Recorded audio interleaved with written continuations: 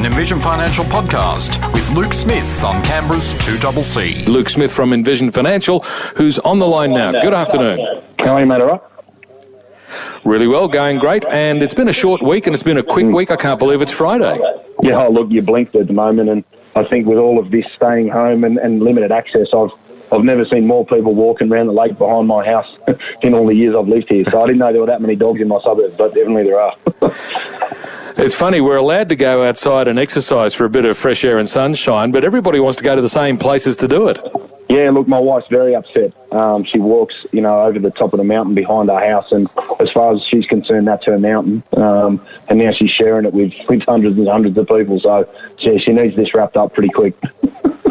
Yeah, well, I think a lot of people should stick to their own locality if they can, but look, we're all doing the best we can under difficult circumstances, and of course it's partly because of those circumstances that we're talking about today's topic. The federal government has, a few weeks ago now, announced that it would make it easier for people to access money from their own superannuation if they find themselves falling on hard times during the COVID-19 pandemic. So today we're asking the question that I presume a lot of Australians might be asking right now: should I access my super now, or is it better to leave the money where it is?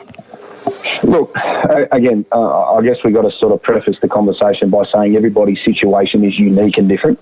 Everybody needs to do what's right for them. But I think it's an illustration of how tough some things are at the moment.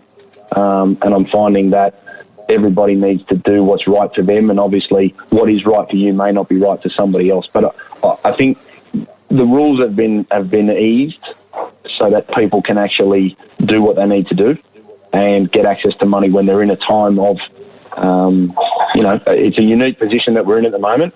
And I think getting access to money and having that peace of mind to say that there's a one-off or, two opportunities to get capital as an absolute last resort, I think this is where people could go to get the money.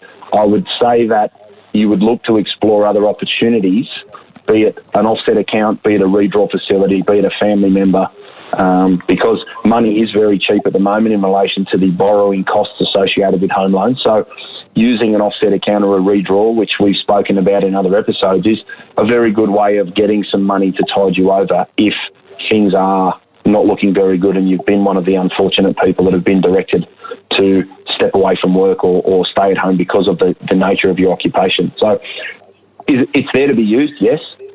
Is it there to be taken advantage of? Not at all. And as we touched on week before last, if you're going to take advantage of an anomaly in the legislation because of some assistance, you need to keep in mind that obviously the purpose of the change in the rules is not to get yourself a tax deduction, is to actually help people that are in desperate times and need access to some capital. So, should you do it?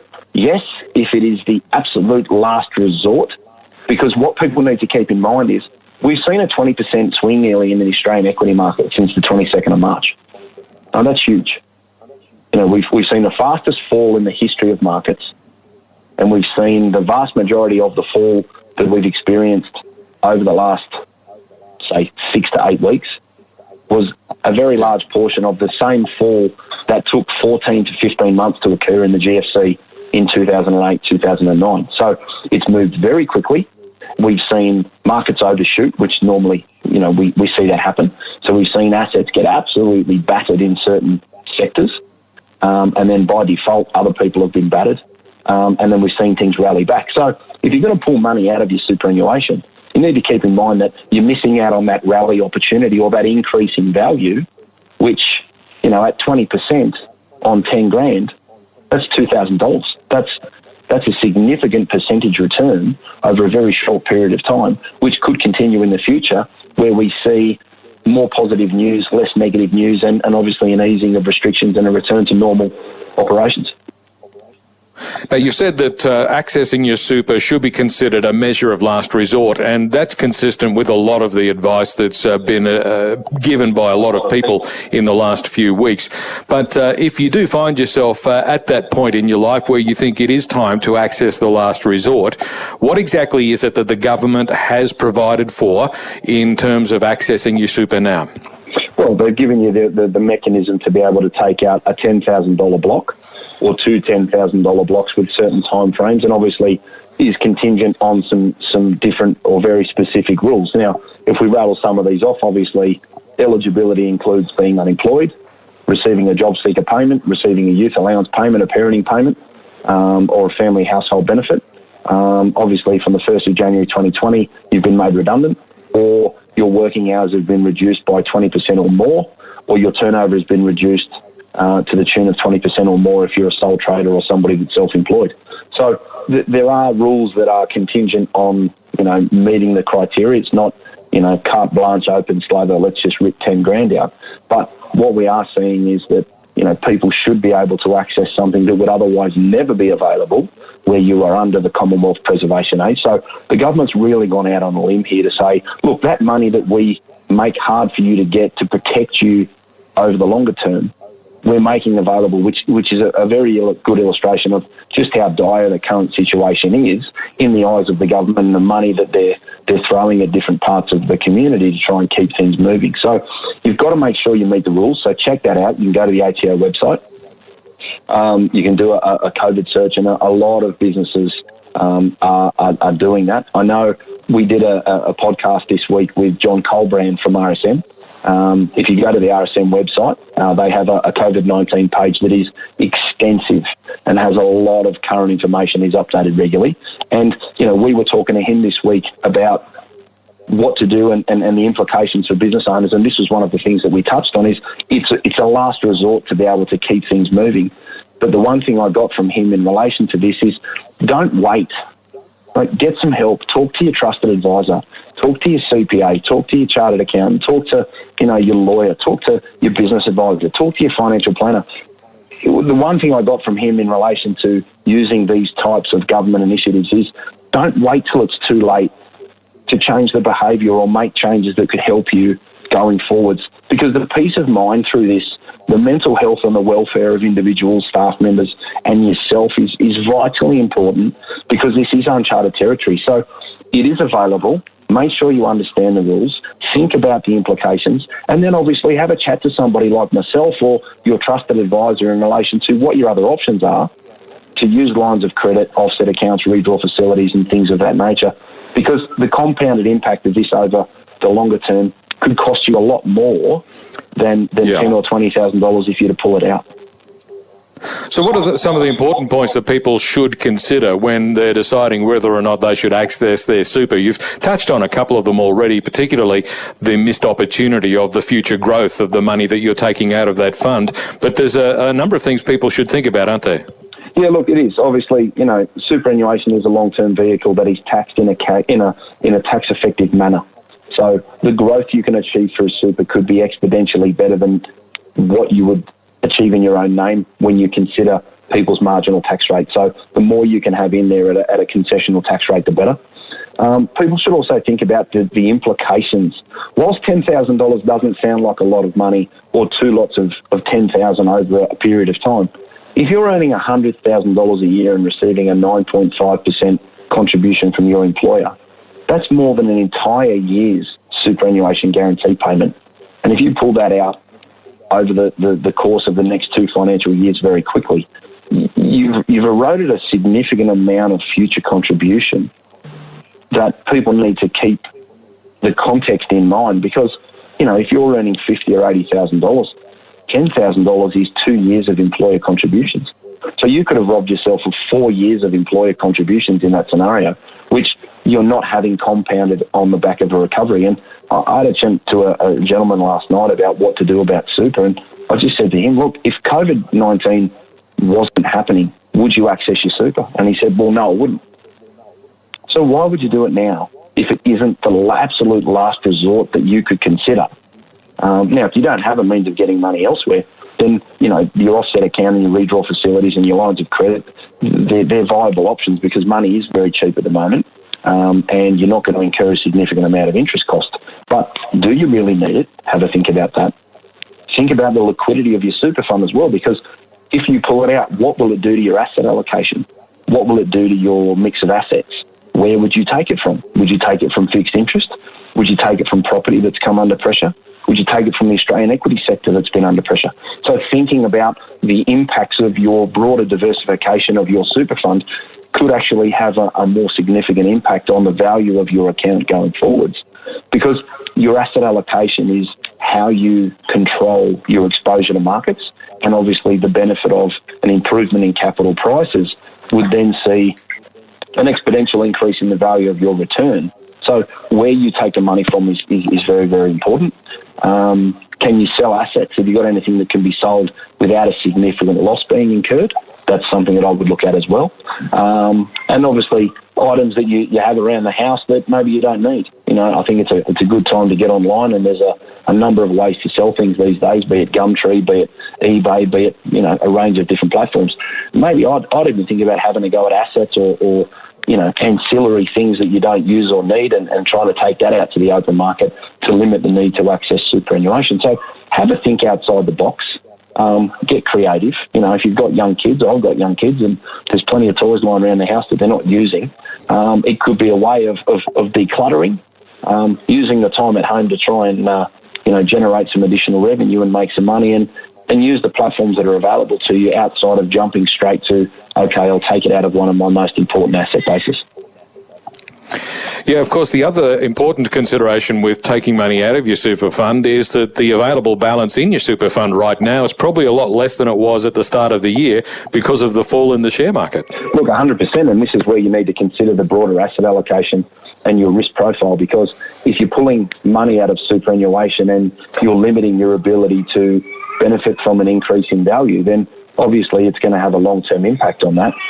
We've also seen with some of the industry funds that, they've changed some of their withdrawal rules because where they maintain a large number of unlisted assets, there could be a potential liquidity problem if everybody went to say, hey, I need some of my cash. They've got to sell down assets that are not available. And they're not freely tradable. So you need to understand how your superannuation fund is treating the issue itself.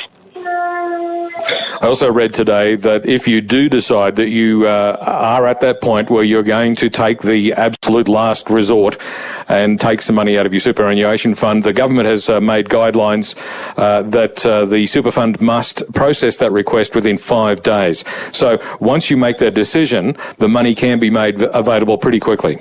Yeah, look, it is. And I think one of the things people need to keep in mind, and we're finding, as third-party providers and dealing with a lot of external funds, the fact that they put that timeline around it is going to push everything else on the back burner. Because we're finding that getting anything done at the moment in a timely manner is, it's gone. It's standard service provision is not what it was for large institutions.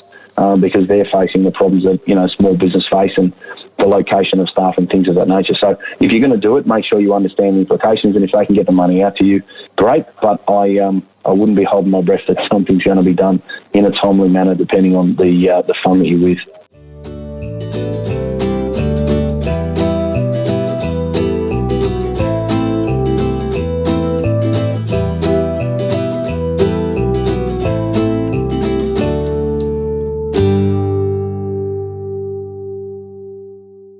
Luke, what should people keep in mind during this pandemic? Look, I think the biggest thing people need to keep in mind is when you hear that Australian equity markets have come off by a certain percentage, don't assume that your portfolio has done the same. Most good portfolios are diversified for that reason. So if the Australian equity market is off 20, 22%, and we're talking about equities only, you could be off 5, 10, 15, 20, depending on your broad diversification. So keep that in mind in relation to what your fund is actually doing.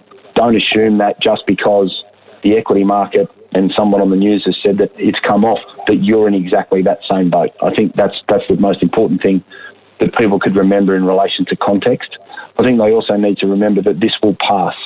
Superannuation is a long-term vehicle, and this hopefully will be a short-term problem. And we've seen really big swings in the value of different assets and different asset classes. And I would also preface the fact that if you're trying to pick the bottom and get it 100% right, good luck to you. I think people need to take a consistent averaging approach for new money into different sectors. And I'd say if you're going to buy something, think about buying a partial allocation. If you want to buy $20,000 of something, maybe buy 10. Because if Trump or someone sends a tweet or there's some sort of adverse news in the market, we've seen, 2, 3, 4, 5% swings. We saw a very positive day today off the back of not much news, which is, I think, what we could expect to become the new norm over the next sort of 6 to 8 weeks. Yeah, there is a lot of day-to-day volatility, isn't there? Huge amounts of volatility on very good quality stocks that are either perceived positively or negatively. And I just think that people need to be mindful that, buy things today that has a good, strong market share, that has, relatively strong earnings, that is well run, that has an appropriate amount of debt, and think about purchasing something with a 2 to 5 year time frame, because superannuation and broader investment for that matter is not, it's not a punting game. If you want to play that game, that's great.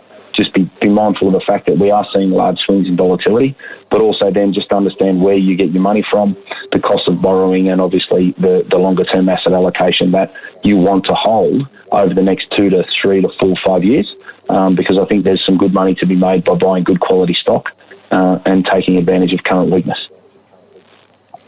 It's always good to have a little bit of cash in the bank, though, isn't it? So that if you see that opportunity, you can afford to invest in it. Yeah, look, very much so. I think cash is king at the moment from a peace of mind perspective. And I think, where you have the right setup with, your mortgage broker's got you a line of credit or, an offset account, and you can take money out of a home loan at, less than 3%, which is unheard of, to then go out and buy assets that, some stocks today, rose 7 or 8%. Now that's an annual return in most years, and we've seen it in a day. So, if you are that way inclined, and there are some really good opportunities for a long-term view with very cheap funding, and, that's one of the things to keep in mind is if you can get access to capital, use it. We've got a scheduled catch up with David Thomas, who owns Trilogy Funding. He's a mortgage broker who's going to take us through how to refinance your home loan, what to look for when you're meeting interest payments and some of the subsidies that have been provided by the government. So we'll have that up next week. And again, it's just there to try and give people some information about where they can get money from, what to keep in mind when they're thinking about refinancing. If you have lost your job or your income has fallen significantly, he's going to have a number of strategies that people can consider to try and give you some peace of mind and buy you some time to get out the back of the corona issue. So on that note, Luke, where can listeners get more information? Yeah, so obviously we've got the website, www.envisionfinancial.com.au. We've also got the Strategy Stacker podcast on iTunes, and we've got the YouTube channel, which is Envision Financial Canberra, and we'll be uploading the recordings through Zoom for the catch-up we had with Johnny Colbrand this week about bankruptcy and the impact of your business, and obviously catching up with Dave Thomas on Tuesday about what to do with your home loan and how to make the most of the opportunity to keep generally your biggest asset. And of course, you can still call the office on 02 62 60 4749. Correct. Always the best way to get in touch. So that's right. For us, it's business as usual. We're just not in Phillip at the moment, but if people want a meeting, they want to have a chat, we can have a Zoom, we can have a Skype, we can have just about anything we want these days. And we're just here to provide some peace of mind, and we're here to provide some information, and obviously an outlet for people to just get something off their chest. I'm more than happy to be here for people. Fantastic, Luke. Thanks very much. Have a great week. Chat to you again next Friday. Wonderful. See you later, mate.